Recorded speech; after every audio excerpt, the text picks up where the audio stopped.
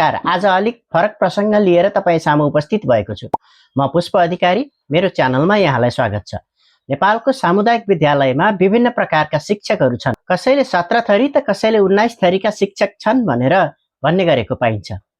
के यो हेपेर भनिएको हो या साँच्चै यति धेरै थरीका शिक्षकहरू छन् त सामुदायिक विद्यालयहरूमा? खास कति थरीका शिक्षकहरू छन् त्यसबारे चर्चा गरौँ। के तपाईलाई थाहा छ सामुदायिक विद्यालयमा कति थरी शिक्षकहरू हुनुहुन्छ? यदि थाहा छ भने कृपया लाइक गर्नुहोस्। थाहा छैन भने भिडियो अन्त्यसम्म हेर्नुहोस्, सबै प्रष्ट हुनेछ। अघि बढौँ साथीहरू।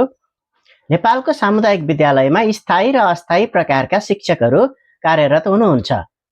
यदि स्थायी र अस्थायी प्रकारको मापदण्डभित्र रहेर यसलाई विभिन्न तह, श्रेणी लगायत अन्य प्रकारमा विभाजन गरिएको छ। सामुदायिक विद्यालयमा कार्यरत शिक्षकहरूलाई स्थायी र अस्थायी प्रकृतिका शिक्षकका रूपमा विभाजन गरेर उहाँहरूको प्रकार गर्दै जाउँ।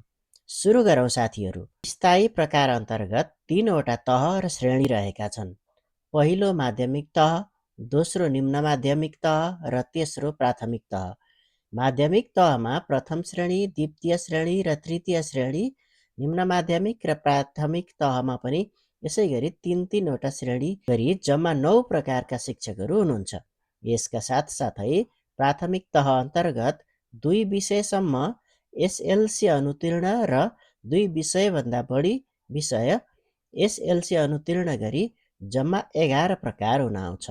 यसमा विशेष शिक्षा अन्तर्गतको स्रोत शिक्षक पनि थप्दा 12 प्रकारका शिक्षकहरू स्थायी रूपमा नेपालको सामुदायिक विद्यालयमा कार्यरत हुनुहुन्छ। यो त सबैले जाने बुझेकै कुरा हो। अब कुरा गरौँ अस्थायी प्रकृति अन्तर्गतका बाँकी शिक्षकहरूको प्रकार बारेमा। अब अनुमान लगाउनुहोस् त नेपालमा जम्मा कति प्रकारका शिक्षकहरू कार्यरत हुनुहुन्छ होला? कृपया कमेन्टमा लेख्दै जानुहोस्। कुरा गरौँ अस्थायी प्रकृतिका शिक्षकहरू। अस्थायी प्रकृतिका शिक्षकहरूलाई पनि विभिन्न प्रकारमा विभाजन गरेर हेर्न सकिन्छ। हाल आधारभूत तह र माध्यमिक तहको रूपमा विद्यालयलाई वर्गीकरण गरिए पनि यहाँ प्राथमिक, निम्न माध्यमिक, माध्यमिक र उच्च माध्यमिक नै भन्नुपर्ने अवस्था छ। अस्थायी प्रकृतिका शिक्षकलाई यसरी हेरौँ। 13 नम्बरमा करारमा नियुक्त शिक्षक। शिक्षक सेवा आयोगले रिक्त दरबन्दीमा अर्को स्थायी शिक्षक सिफारिस नगरेसम्मका लागि भनेर करार सूची सार्वजनिक गर्दछ र त्यसबाट विद्यालयले नियमानुसार शिक्षक छानेर नियुक्ति गर्ने गर्दछ। 14औं नम्बरमा बाल कक्षा शिक्षक अर्थात् बाल कक्षा सहजकर्ता। अब कुरा गरौँ राहत शिक्षकहरूको। 15 नम्बरमा प्राथमिक राहत शिक्षक, 16औं नम्बरमा निम्न माध्यमिक राहत शिक्षक र 17औं नम्बरमा माध्यमिक राहत शिक्षक। भनिँदै आएको 17 थरी शिक्षक उहाँहरू नै हो त? होइन, अझै बाँकी हुनुहुन्छ। सायद अनुमान लगाइसक्नुभयो होला। 18औं नम्बरमा सट्टा शिक्षक, 19औं नम्बरमा स्थानीय तह पालिका मार्फत नियुक्त शिक्षक।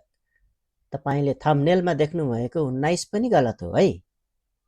20औंमा उच्च माध्यमिक अनुदान र 21औं नम्बरमा उच्च माध्यमिक दरबन्दी गरी हाल नेपालमा 21 प्रकृतिका शिक्षकहरू सामुदायिक विद्यालयमा कार्यरत हुनुहुन्छ।